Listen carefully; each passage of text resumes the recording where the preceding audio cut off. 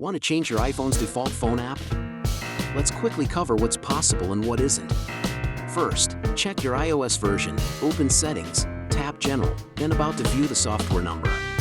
If you are hoping to swap the phone app for cellular calls, iOS doesn't allow that. Carrier calls remain handled by the built-in phone app. Third-party calling apps can handle VoIP calls, but they cannot become the system default for tel links or carrier dialing. Here are practical alternatives. Install your preferred calling app and create a shortcut or home screen button to launch it quickly. Step 1. Download the third-party dialer from the App Store and open it once to finish setup. Step 2. Open the Shortcuts app and tap the plus icon to create a new shortcut. Add an action, search for Open App, then select it and choose your third-party calling app from a list. If the app supports URL schemes, add a URL and open URLs action to trigger a direct call using the app's custom link. Step 3. Tap the shortcut settings, choose Add to Home Screen, then name it and pick an icon for easy access. Place the new shortcut on your home screen and optionally ask Siri to run it by saying the shortcut name.